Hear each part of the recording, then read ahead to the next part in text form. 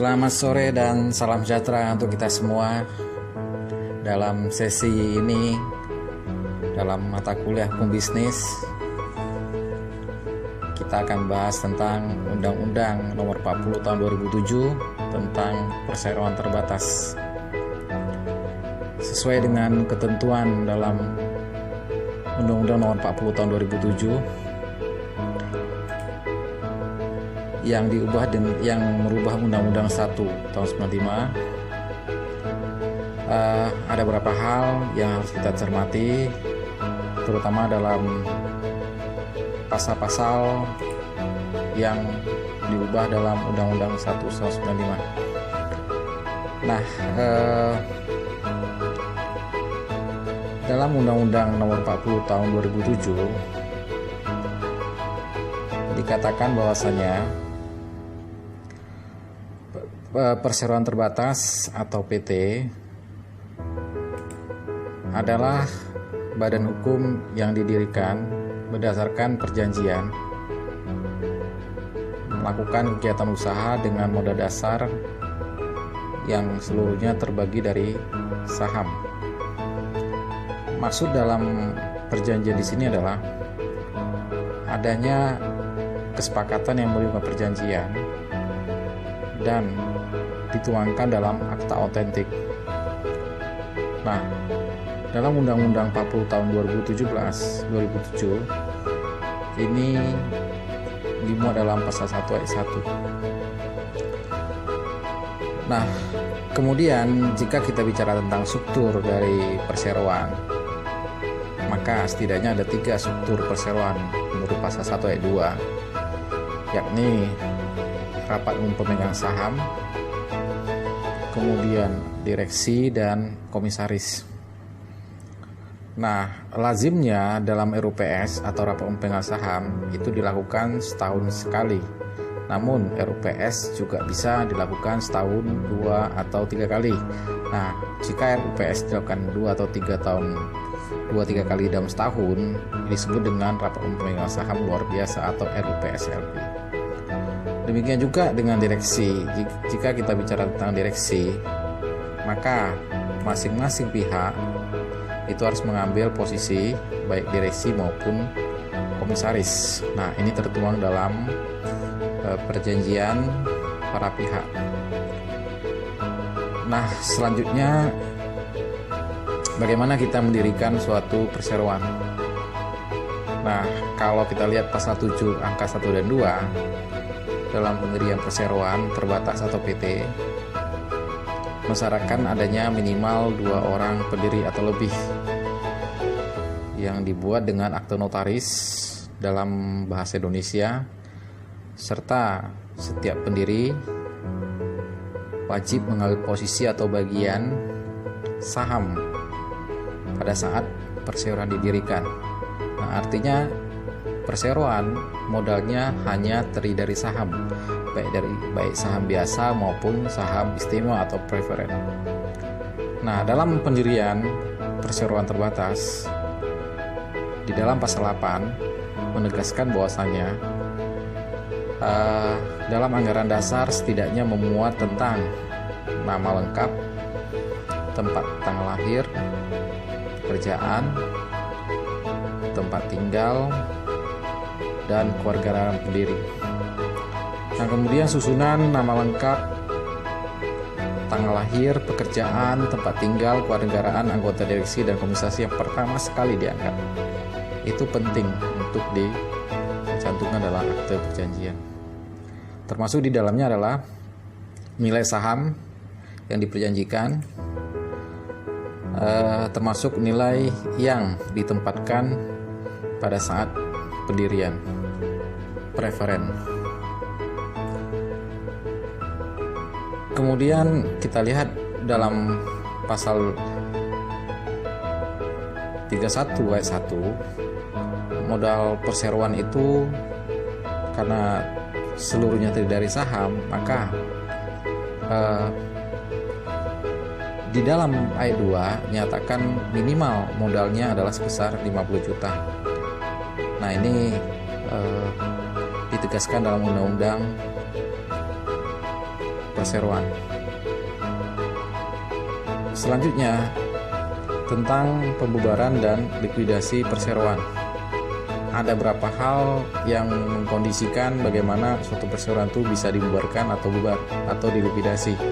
Dalam Undang-Undang 40 tahun 2007, ada beberapa hal yang menyebabkan perseroan itu dilikuidasi. Yang pertama itu yakni jika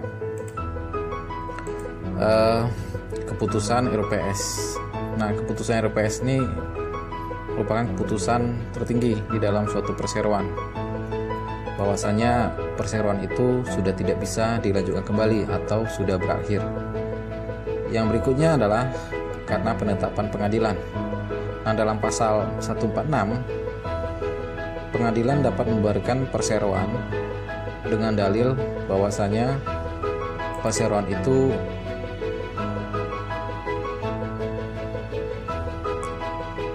melakukan suatu perbuatan melanggar hukum berdasarkan permohonan dari kejaksaan. Kemudian yang berikutnya adalah permohonan para pihak sendiri yang berkepentingan berdasarkan alasan adanya cacat hukum dalam akte pendirian perseroan. Nah, berikutnya juga ada permohonan pemegang saham, direksi atau dewan komisaris berdasarkan alasan perseroan tidak mungkin untuk dilanjutkan. Karena apa? Karena yang namanya perseroan itu memiliki jangka waktu pendiriannya. Karena dasarnya adalah kesepakatan menimbulkan perjanjian, maka perjanjian itu bisa berakhir kapanpun juga dengan kesepakatan para pihak. Nah, selanjutnya rekan mahasiswa, di dalam Undang-Undang Perseroan kita juga melihat adanya istilah peleburan, penggabungan, dan akuisisi. Nah, dalam Undang-Undang 40 tahun 2007, junto PP nomor 27 tahun 98, perseroan terbatas dimungkinkan untuk melakukan penggabungan, peleburan dan akuisisi atau pengambil alihan. Nah, penggabungan sendiri kalau kita lihat dalam Undang-Undang 40 tahun 2007, junto PP nomor 27 tahun 98 dimaknai sebagai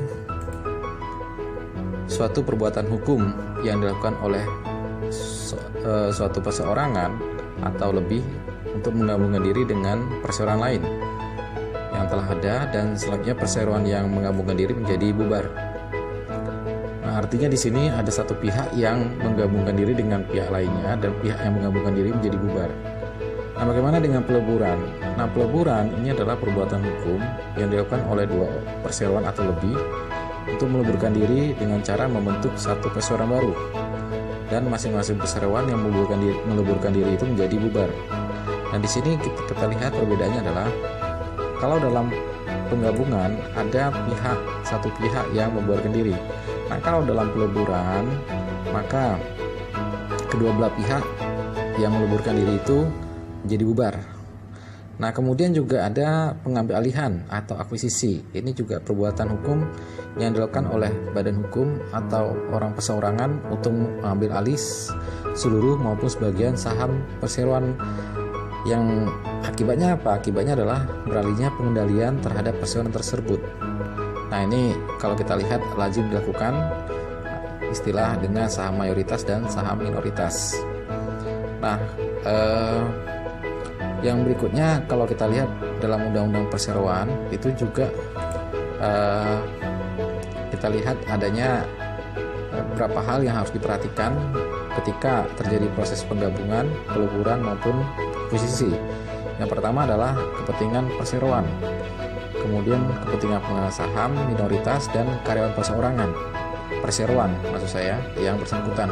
Nah, ini penting, kenapa? Karena seringkali kalau kita lihat akibat dari peleburan, penggabungan maupun pengambil alihan menyebabkan adanya diskriminasi terhadap kepentingan perseroan, kemudian pemegang saham, minoritas, dan karyawan perseroan. Nah, selain hal tersebut, peleburan, penggabungan, dan pengambil alihan juga harus melihat aspek lebih besar, yakni kepentingan masyarakat dan persaingan usaha dalam melakukan usaha. Nah, ini kadang-kadang kita tidak menyadari bahwasanya di dalam suatu perseroan ada kepentingan masyarakat dan persaingan usaha yang sehat. Kemudian berikutnya adalah dalam konteks penggabungan peleburan dan pengambil alihan, ini tidak boleh mengurangi hak pemegang saham minoritas untuk menjual sahamnya dengan harga yang wajar. Jadi ini untuk melindungi hak-hak pemegang saham minoritas. Kemudian yang berikutnya pemegang saham yang tidak setuju dalam RUPS tentang penggabungan peleburan dan pengambil alihan ini juga dijamin dalam Undang-Undang 40 tahun 2007. Nah, kalaupun terjadi ketidaksesuaian atau ketidaksetujuan, nah ini memang tidak menimbulkan proses pengambil alihan peleburan maupun